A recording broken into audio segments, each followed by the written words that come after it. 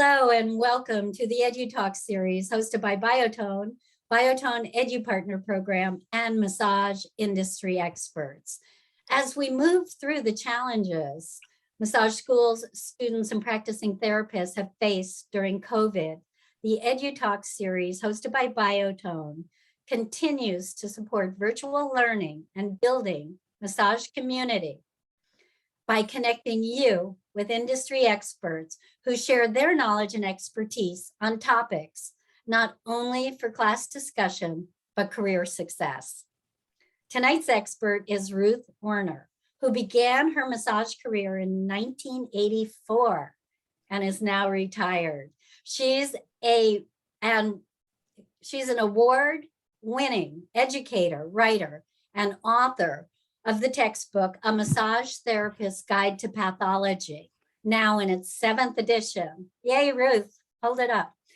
And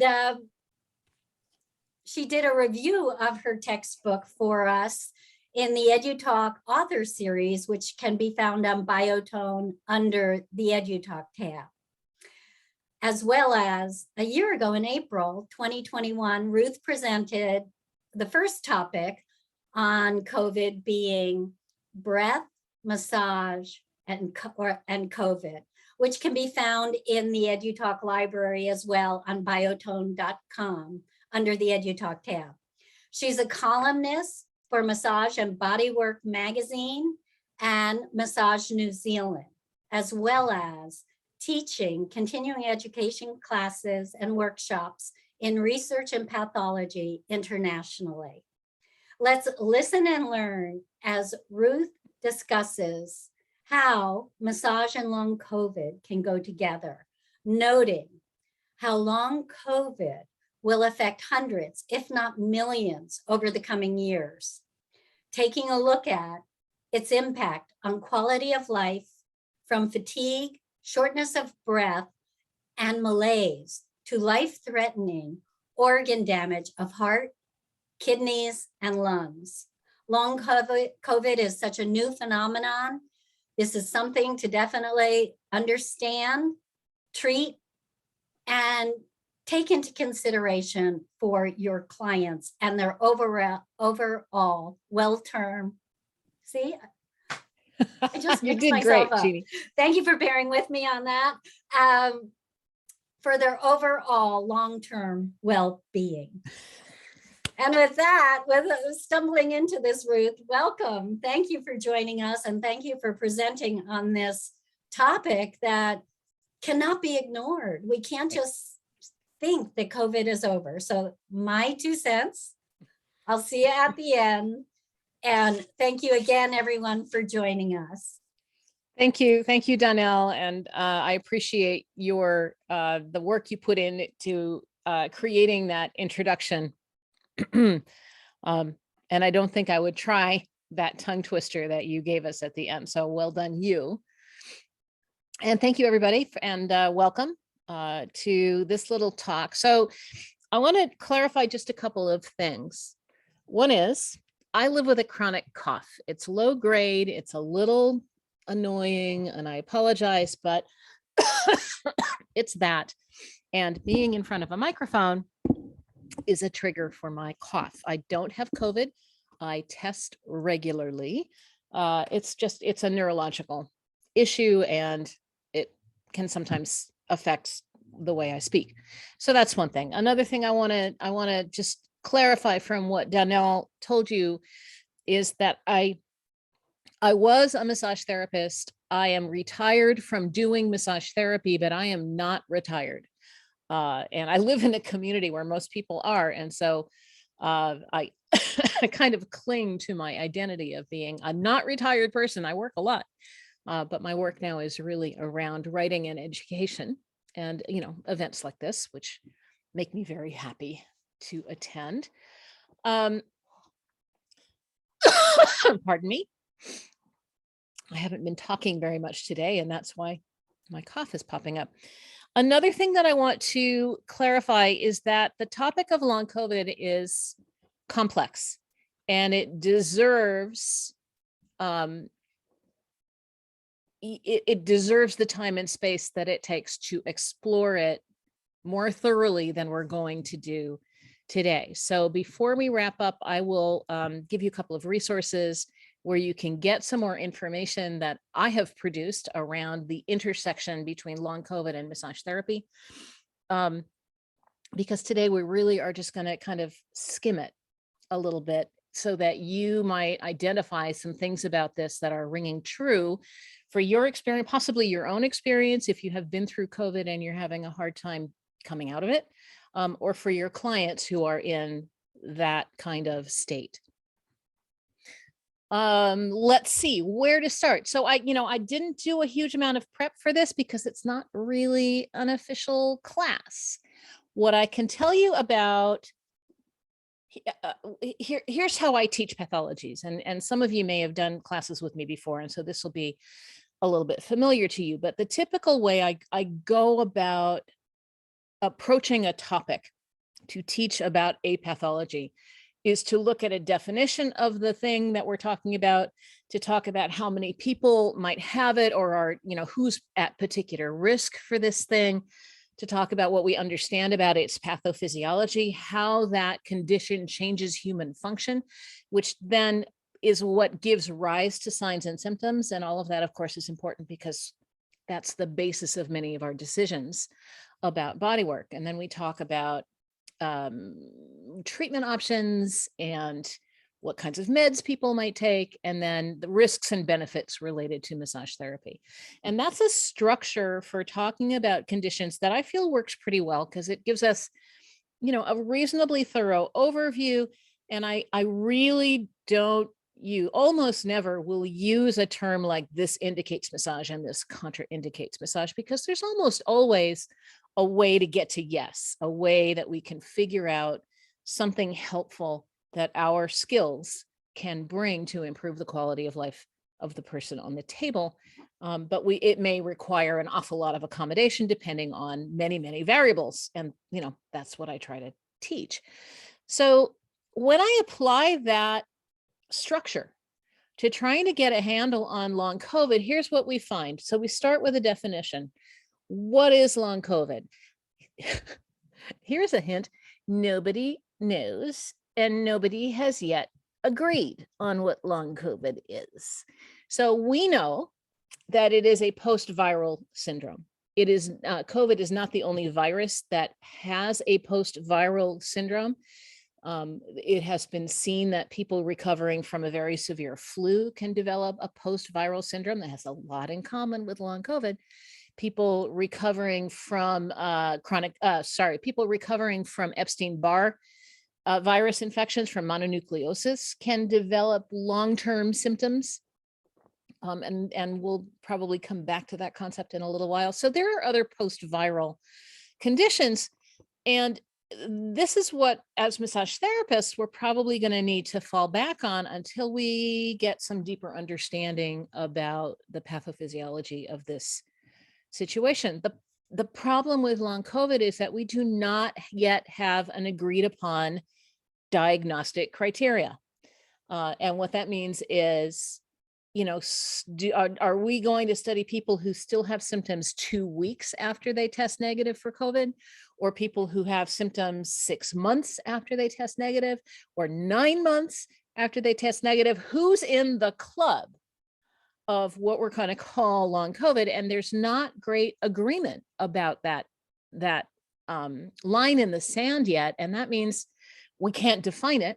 And it also means we can't figure out who has it, because we don't have good agreement about when we identify a slow healing process versus a post-viral syndrome. In addition, there's not universal agreement about the basic sort of delineations of the package that we get with long COVID. And I'm looking on my other screen here because I want to pull up some information. So the people who study this closely, and I have, I consider it part of my job, right, to be paying close attention to what experts are saying about long COVID. And we have made some in my opinion, fairly minor, but at least thoughtful steps in a direction of trying to be helpful for these folks. And the people who study long COVID and who are making it their point of focus will sometimes talk about it as two main categories of problem. And those two problems, they're separate things. There's no reason that they can't both occur in the same person. But at this point, when we, pardon me, when we think of someone who had COVID, maybe they had a very severe infection and they were hospitalized, and maybe on a ventilator and had all kinds of complications related to that. Or maybe they had a milder infection, which did not require hospitalization, but it sure made them feel really, really sick. Or maybe they had a really mild infection where they didn't feel much worse than a bad cold or flu. Those are sort of three categories of severity of COVID, right? And it looks like long COVID is as likely to happen for all three of those people. One difference that we see is that the people who were hospitalized, especially hospitalized for a long time, if they are going to develop long COVID, they tend to develop the most serious versions of it. And I will probably come back to that in a minute. But the point that I'm trying to make is that long COVID has been found in people who didn't even know they had COVID. They took a test for some other reason. They were traveling, or it was a requirement for a job or something, and they came up positive, never had significant symptoms, but then later got whacked with a whole new set of signs and symptoms that they'd never seen before. So the severity of the infection does not necessarily connect to the severity of the long COVID, with the exception that if someone's been hospitalized and they really had a life-threatening condition, if they develop long COVID, they are likely to develop some really the sort of most severe consequences of that. So the people who study this are looking at two sort of categories of long COVID. Again, I want to emphasize one person can have both of these. And one category is just a really slow recovery. So you or someone you know, or some of your clients may have had this, where they had it, they got COVID, and maybe they had it in a mild way, maybe they had it in a more severe way. Regardless, even after they test negative, the symptoms just persist and persist and persist and persist. There was never sort of a period where they felt like they were, emerging from the murk of this infection. And this COVID with a very, very long recovery could be also related, especially in those severe cases, to direct damage to the organs. COVID can damage the heart. It can damage the lungs for sure. It can damage the central nervous system. Pardon me. So these persistent long, this long recovery tail could have a lot to do with the fact that there's organ damage. And another contributor to this long tail of recovery could be complications related to just being really sick for a long time, like muscle weakness and brain dysfunction related to all the drugs that someone had to take. Or there's a condition called post-intensive care syndrome, which is a lot like PTSD, where people who have been through a life-threatening illness and they are in intensive care, because of the trauma and the drugs and the isolation and the inability to connect with people while they are going through all this trauma, can develop some really serious mental and mood disorders that go along with that. And so, all of those things are related directly to the infection, and they are just spin outs of the infection. By contrast, the other thing that we're seeing that we understand much less well is that some people will go through their infection and they will be on the road to recovery, and then they get whammed with new signs and symptoms that they've never had before. And those signs and symptoms might be things like headaches and migraines in a pattern that they've never had before, or unrelenting fatigue, or chronic shortness of breath, or a bunch of other things. And we can talk about signs and symptoms in a few minutes.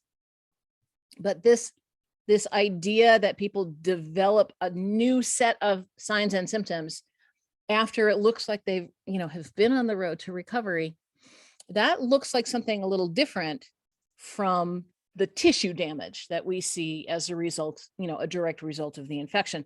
Both of them can create long-term issues. Both of them can occur in the same person. But what we're talking about may require, a little bit different approach to how we're going to help people. How many people get long COVID? Well, the obvious answer is we don't know. And the reason we don't know is we haven't defined long COVID. So as I said before, we don't really know who's in the club and who's not.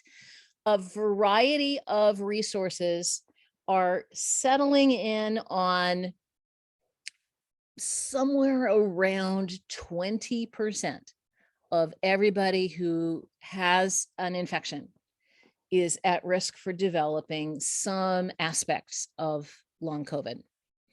And if you think about 20%, and in the United States, we have topped, I haven't updated my statistics recently. We've topped 1 million deaths. I think we've, oh gosh.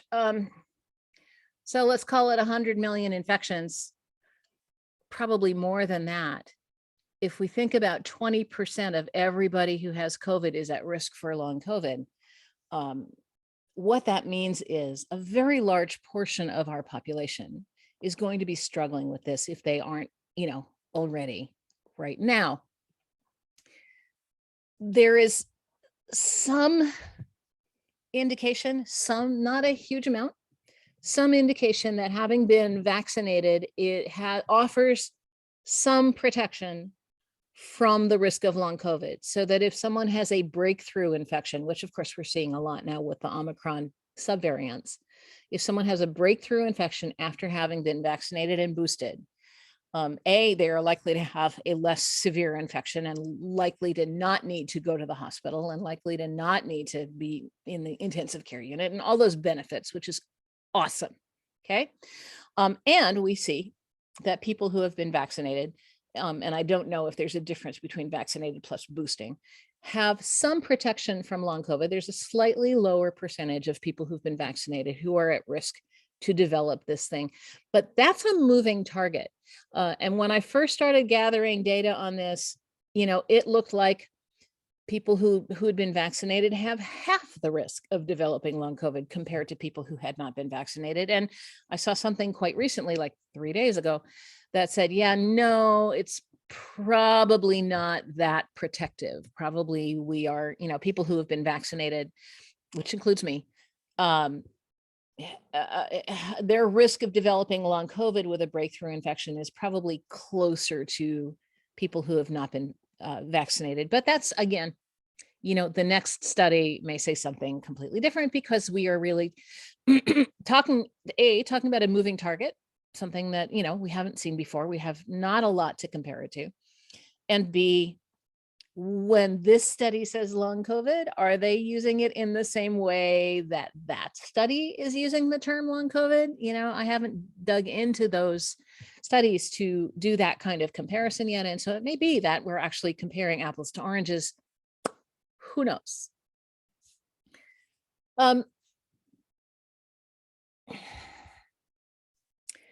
So the next question typically is, what's happening? Why do people develop long COVID? And, we have a couple of hints. Because there's a whole aspect of long COVID, using the broadest possible understanding of this, that's related specifically to the damage of the infection. And, depending on our time, we will probably be able to talk at least a little bit about heart damage and lung damage and a couple of other things. And that's, the sequelae there is pretty easy to follow because of the way this virus works. So I'll come back to that in a minute. But there's also, there's a whole slew of ways that people are having long-term symptoms that we cannot track the sequelae of. And there are some thoughts about this. There are some thoughts that, you know, the virus may be lingering in the tissues. We've had some indication of this actually about finding viral colonies in the gut. And it may be that this is what triggers the immune system to keep launching a systemic attack, which of course makes us feel very tired. So that's one theory about long COVID, is that, you know, we have little viral colonies that are lingering in the tissues. It seems clear that we have immune system dysregulation. The immune system is overreacting and behaving in a really inefficient way. And some people with long COVID have actually developed new onset of well-established autoimmune diseases, including things like vasculitis. And that's problematic, because now we have a lifelong risk of other complications that are, you know, can be really serious. There's an interesting line of thought about long COVID and a situation called dysbiosis, D-Y-S-B-I-O-S-I-S. So you might be aware that we have a microbiome. We have a microbiome on our skin. We also have a microbiome in our gut, right? And that in our microbiome, we are, what we want is an appropriate and functioning balance between our resident bacteria, our resident fungi, our resident viruses. They're all in there. They're all doing their thing. And we have a symbiotic relationship with these microorganisms because they help keep our digestion healthy. And you may be aware that disruptions in the gut microbiome are now being tied to a whole slew of things that go way far beyond digestive system discomfort, right? We're looking at disruptions in the gut microbiome and things like autism spectrum and depression and Alzheimer's disease and, you know, a slew of other things. There is a thought that dysbiosis, right, a disruption of our microbiome, may be a contributing factor to long COVID. And the people who are studying this are looking not just at the gut microbiome, but we also have a microbiome in our respiratory tract. And that makes sense, right? This is an opening to the outside world. And let's take a deep breath. Excellent. You just inhaled a bunch of fungi. That's okay. It happens all the time. But we do actually have a subtle and not well studied microbiome in our respiratory tract. And a disruption in that environment may also be a contributor to long COVID or to the signs and symptoms of long COVID. And a big issue that I think massage therapists need to pay some close attention to as a possible contributing factor in long COVID is the possibility of inflammation in the central nervous system. So we have seen COVID-related antibodies in the cerebrospinal fluid. We have seen viral particles in the cerebrospinal fluid. We know for sure that the virus can get through into the brain and the spinal cord and be affecting our central nervous system cells, whether it's actually infecting neurons or infecting glial cells. You might remember the glial cells that wrap around our neurons and protect our neurons. That I have not seen. I'm sure it's out there. I have not pursued which is, what cells exactly are being invaded. But there's not a lot of contention at this point about whether this virus can invade the central nervous system. And when we have a viral infection of the central nervous system, now we have moved on to, we're talking about encephalitis or we're talking about meningitis.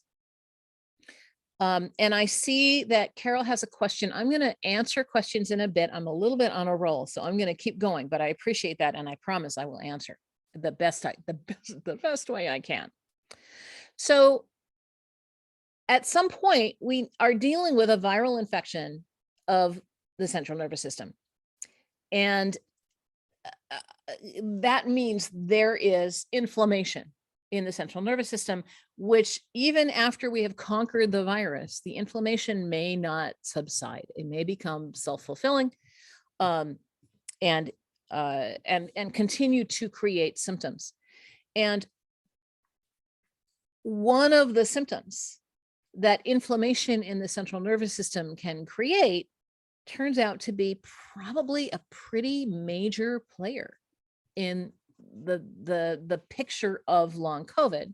And I want to come back to that in just a minute. So this would be a good moment for me to just check in on questions, because I saw that at least one came in. So I'm going to just open the chat really fast. Oh, thank you, Jennifer. That my textbook was your first pathology book. Yay. Oh, okay. Yeah. So Carol or Buffy Cook, are COVID survivors contraindicated for massage? I'm really glad you asked that question. The quick answer is no, but, right? No, but it depends. My answer to everything is it depends. And I will talk more about the interface or the intersection of massage and working with people who are COVID survivors in a little while, because there are things that they may require of us that we need to be ready to be able to offer them. So let's talk a little bit about the organ damage end of COVID, and then we'll talk about the more general kind of aspects of COVID, and then we'll talk about massage, right? So you're probably aware that COVID can damage the lungs. Well, here's the thing. COVID is the name of the infection. The cootie here is called SARS-CoV-2, severe acute respiratory syndrome virus, coronavirus number 2. That's the pathogen.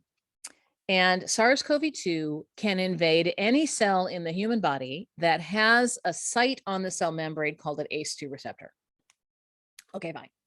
Turns out that loads and loads and loads of our cells have ACE2 receptor sites. We have ACE2 receptors on our alveoli, which is an issue because, this is usually a respiratory infection. We breathe it in through airborne particles.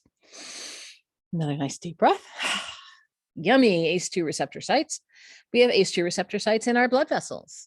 This is a virus that can actually invade the lining of our blood vessels, which is what led to that massive kind of blood clotting that we're seeing, especially, early in the infection when we didn't know how to treat it well. We have ACE2 receptor sites in our heart and in our kidneys and in several other tissues and some of our central nervous system cells. So these are all the places that the virus can penetrate and cause infections.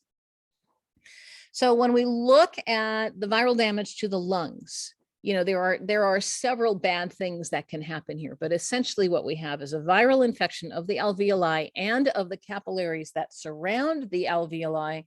And what this means is the alveoli may collapse because they've been damaged by the virus, but also we have very impaired oxygen carbon dioxide exchange happening. Okay. So when we take a breath, we are adding oxygen to our blood. We are expelling carbon dioxide that has been dropped off in the lungs, and we expel it. And that's a wonderful thing. And I hope you remember that from anatomy. But when someone's had a vast amount of lung damage, then the amount of oxygen carbon dioxide exchange that can happen with each breath is reduced.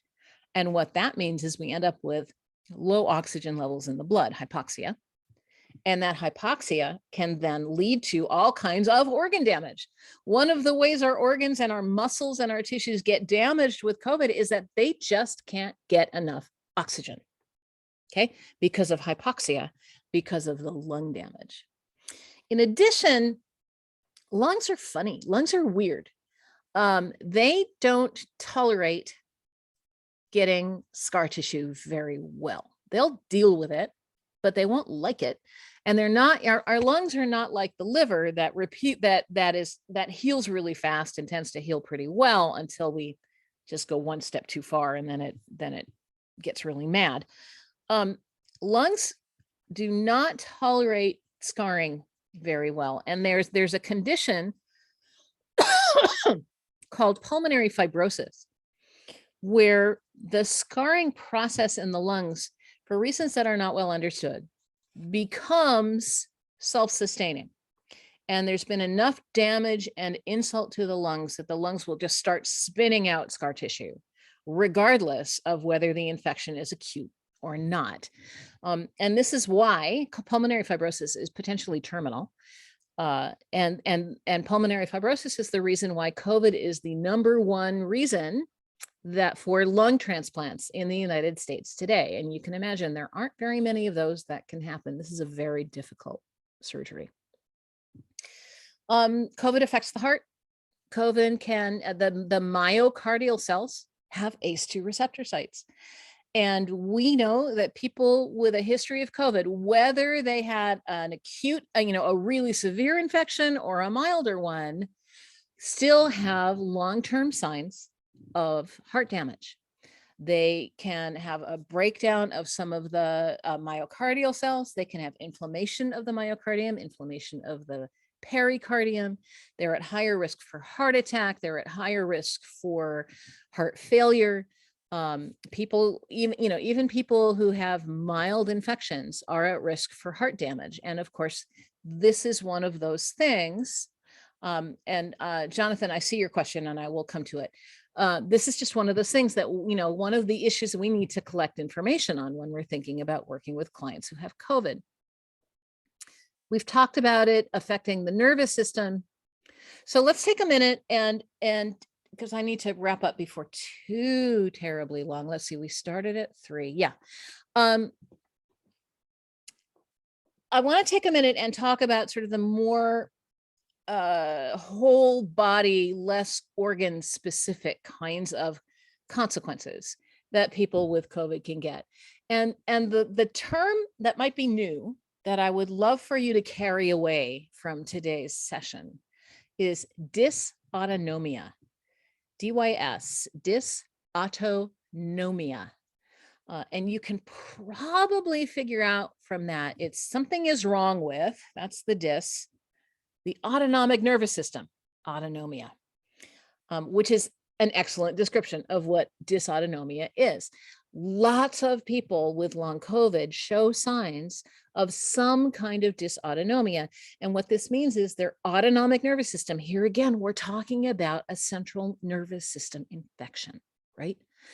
What happens is their autonomic nervous system is not giving accurate responses to incoming information. So people with dysautonomia, for instance, will have a really hard time maintaining appropriate blood pressure. Very often this is manifested as scarily low blood pressure and fainting, because when people, sit up or stand up, their body is unable to maintain appropriate blood pressure to the head and they fall down, they faint. Okay, that's one version or one manifestation of dysautonomia. Some people with dysautonomia find that their heart beats really fast when they do certain things. Some people find that their heart beats really slow when they do certain things. Dysautonomia. Some people sweat like crazy. Some people stop sweating. There's all kinds of different ways people can be affected by dysautonomia, having a hard time with the feedback loop between incoming information about our homeostasis and outgoing signals from the autonomic nervous system that help us to respond to our environment and to maintain homeostasis. And this can lead to all kinds of things, like I talked about, fainting and rapid heart rate or really low heart rate and incredible fatigue, and brain fog. I don't know if dysautonomia specifically causes brain fog, but brain fog is a huge part of long COVID. And there's a slew of other kinds of signs and symptoms. I'm emphasizing the dysautonomia part because there's a place here where our work might maybe be helpful. And I was intrigued the last time I listened to a long COVID expert panel discussion on this topic. One of the people there is running a clinic, specifically for long COVID patients. And he finds that when they are capable of maintaining proper blood pressure, their symptoms are more manageable. And one of the ways he talked about encouraging and training people to sort of take better control over their blood pressure was that when they are reclining or even sitting, before they change position, he likes them to do isometric exercises of their extremities. So contract the muscles in the upper arm, contract the muscles in the lower arm, and the hands and the fingers. Same thing in the legs, contract the muscles of the feet and the calves and the thighs, and do that a few times, get the body sort of tuned up, get the blood flowing. And what he finds is that then when people come to standing, their equilibrium is better and stronger. And this is sort of one place I see this question. Yes, I'm going to get to that. This is one, just a really simple intervention where our work can be helpful too.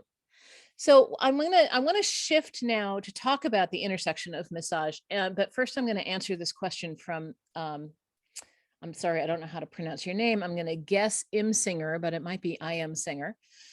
Who's asking, how does dysautonomia differ between POTS or EDS and Lori, okay. POTS or EDS, which is Ehlers-Danlos syndrome, and long COVID. So POTS stands for postural orthostatic tachycardia syndrome. And that is a type of dysautonomia. So there is overlap, although the people who are living with long COVID may have other signs and symptoms of dysautonomia that go beyond POTS.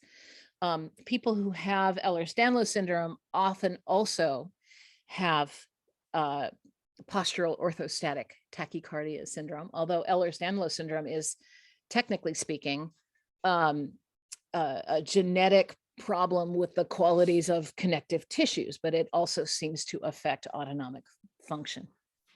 So yes, there's overlap, and we're looking at that. And so what we are finding might be helpful for people with POTS may also be helpful for people with long COVID.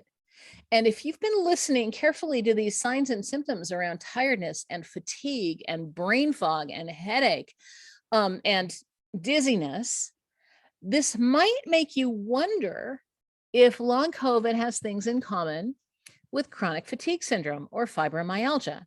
And those are two conditions. They're classified as two different conditions, but they have a really, really similar symptomatic profile. And in fact, chronic fatigue syndrome began, or we first began to try to understand chronic fatigue syndrome as a post-viral syndrome.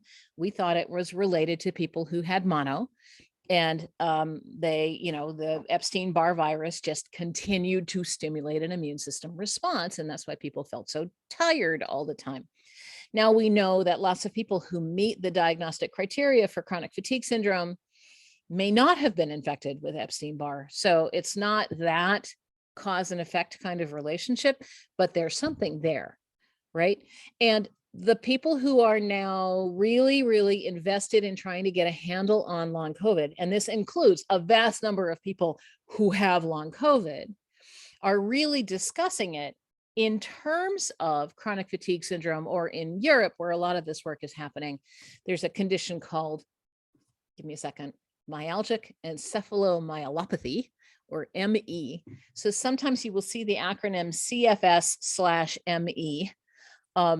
And I'm seeing people sometimes use this as a synonym for long COVID. And I think that's probably not correct. I think there's a huge amount of overlap, and there's probably a lot of overlap of pathophysiological changes happening. But one thing that we see with long COVID that we do not see with chronic fatigue syndrome or myalgic encephalomyelopathy is debilitating shortness of breath. Okay, chronic fatigue syndrome involves, really hardcore fatigue and very poor tolerance for exertion, mental exertion, physical exertion, just wears people out. But that does not manifest as I can't catch my breath. By contrast with long COVID, yeah, we definitely see chronic shortness of breath. along with fatigue and brain fog as the leading signs and symptoms. So I think it's great to talk about overlaps between these things, but I don't think that they're synonymous. But if I bet you have clients who have chronic fatigue syndrome or fibromyalgia, and I bet you already have some ideas about how you accommodate for them and their tiredness and their brain fog and their maybe, poor tolerance for really extreme kinds of stimuli. And I think it is safe to say we can apply those same kinds of strategies to our clients with long COVID with a very important caveat. And the caveat is we want to know if this person has organ damage, right? Because if your client has heart damage or lung damage or other kinds of organ damage related to their COVID infection, that also has to feed into your decision-making process. So I want to wrap this up, but before I do, I just want to point you to a couple of things. One is I made I think it's an hour and a half continuing education class, pardon me, for ABMP on long COVID, where we get into the details of this. And one of the things that you can get access to with that class is I've created a list of important questions and rationales for those questions, like good long COVID screening questions that will help to, identify key decision points in working with clients who have this condition. And you can access that through the ABMP continuing education page. And if you are not a member of ABMP, not to worry, you can still get at it. It will cost, I don't know, $30 or something. It's not bad. And if you happen to be a member of ABMP, then that's part of your member benefit. In addition, I wrote a pretty comprehensive article on long COVID that you can access through my website that was published in Massage and Bodywork magazine. And that list of questions and rationales is in that article. And on my website, which is at ruthwerner.com, I have a page that is specifically for COVID resources for massage therapists. And that feature article on long COVID is available through that page. So I'm going to wrap it up here and I think I answered all of the questions. So Carol, Buffy, I hope I answered your question about are COVID survivors contraindicated for massage? They definitely aren't, but we need to get good information about their health history, about their risk for organ damage, their primary symptoms, and work that into our decisions for what their specific goals are for massage. Ruth? Yeah. Jonathan Sills had a question. Some people continue to test positive. Yeah, you bet. All right. Some people continue to test positive after symptoms have stopped more than 2 weeks since their first testing positive. Can they still be contagious? You're not going to like my answer. The short answer is probably yes. What the test tests is viral load. Okay. And so even though symptoms may have abated, the viral load may still be significant. If it's continuing, and especially with our at-home rat tests, rapid antigen tests, these are not going to give us as precise information as the PCR test that you will get at your doctor's office or at your local drugstore or clinic or something like that. So my recommendation, if you keep getting those positive tests, is to pursue this with a medical professional. Get a PCR test that's going to give you some more information. Don't assume that because because a person's symptoms have subsided, that they are no longer contagious. I wish that were true, but it's not necessarily true. Thanks, Donnell. I meant to be sure and get to that, and I appreciate the reminder. Okay. Feel free. We still have time for a few more questions or comments. And Ruth, this has just been so interesting and above my level as a non-therapist. So, in the fatigue, actually my son had a friend that very early on got COVID. And the long-term effect for him was he couldn't do more than 10 minutes worth of standing, walking, and Thinking. would have to lay down. Yeah. And it's incredible to understand that. And for some people, it just doesn't subside, right? So if, people who are Exactly. interested, there are many, many long COVID communities.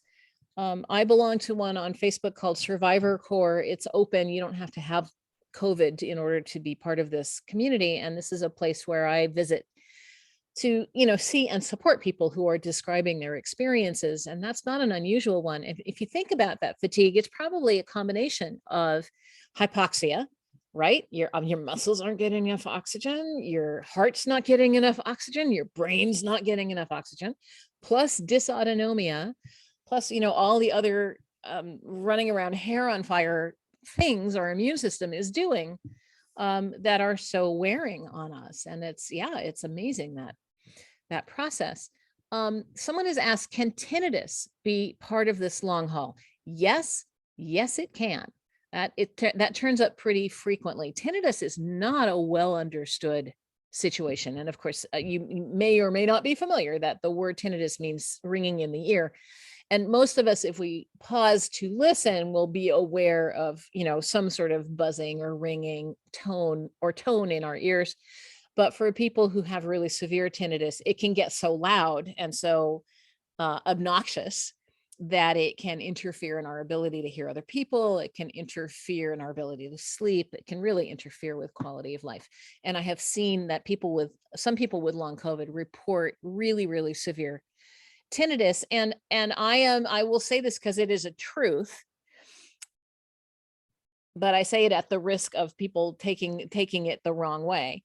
Tinnitus is a possible post-vaccine complication that subsides after a while, but it is not that unusual that people who got their COVID vaccine report pretty severe tinnitus for several days after their vaccine.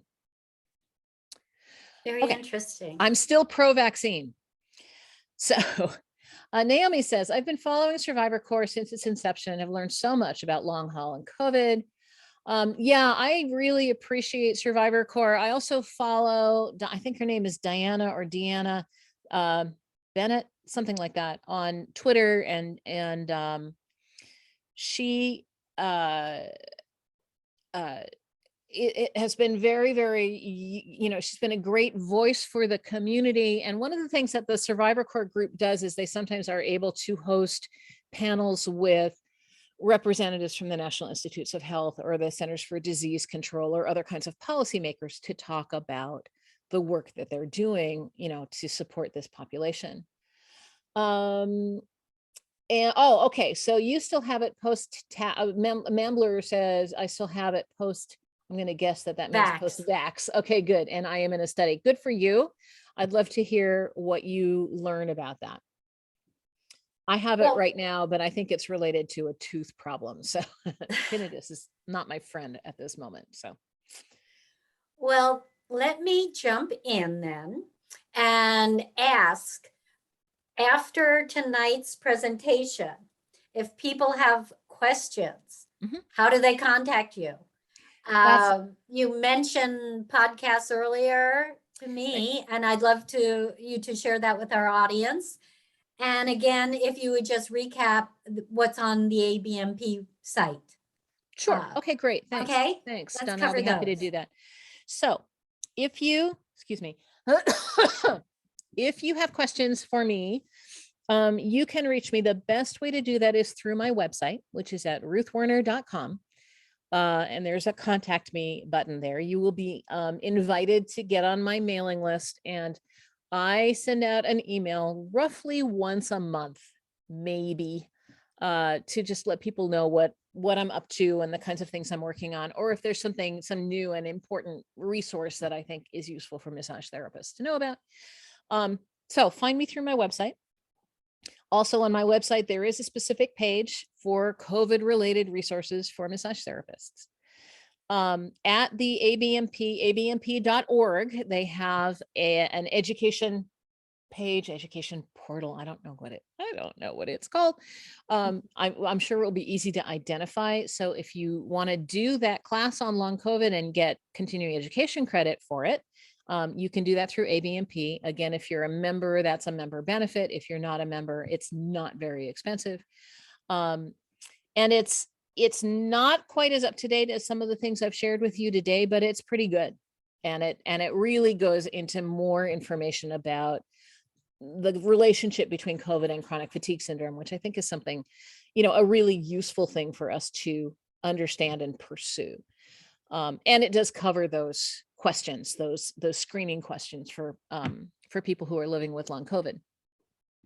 And then lastly, and I appreciate your invitation to talk about this, Donnell, I have a little podcast. It's called I Have a Client Who, Pathology Conversations with Ruth Werner. And it publishes every Friday through the ABMP podcasting group. And so if you just sign up for the ABMP podcasts, ABMP podcasts, you can subscribe to mine and it will pop up in your podcast feed every Friday morning. And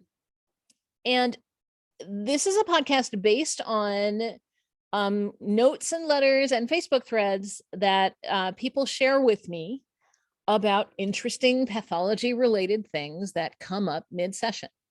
And I would love it if you have an I Have a Client Who story. I just sent one in today. What was it about? It was about something interesting, but it was like 6 hours ago. So now I can't remember. Oh, it was about another vaccine related injury. It was about something called SIRVA, which stands for shoulder injury related to vaccine administration. So a very small number of people develop really severe shoulder pain that can last for 6 months or more after receiving a vaccine. And it's mostly been studied in the context of flu vaccine. But someone had a client who self-diagnosed with SIRVA and they wanted to know, what massage therapy might be able to do for that. And so I had a chance to explore that a little bit and offer some insights and some ideas. That's the sort of thing that happens. The podcast goes for about 10 or 12 minutes. Oh, ABMP stands for American Bodywork and Massage Professionals, abmp.org. Associated Bodywork? Associated. Yeah, you're right. Associated Bodywork and Massage Professionals. Oh my gosh, Darren and Les would be really upset with me right now. Nobody tell them that I got the acronym wrong. Okay. So that's okay. You've had a lot to remember during this talk tonight. Yeah, there are a lot of long words in this talk. My favorite is myalgic encephalomyelopathy. That's, who would choose that to talk about a condition, but all right.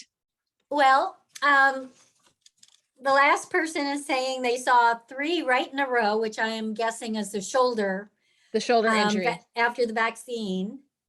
And she comforted them as best she could and told them it would go away and it had a name. Sometimes the fact that it has a name can be really helpful, just right. So that it's not, I'm not the only person going through this.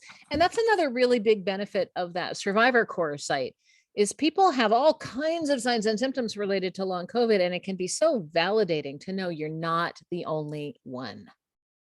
And that could be a good thing for therapists who recognize this in their clients or know clients that have had COVID to point them in that direction as well. For because sharing information is support so and ideas. Absolutely. Yeah.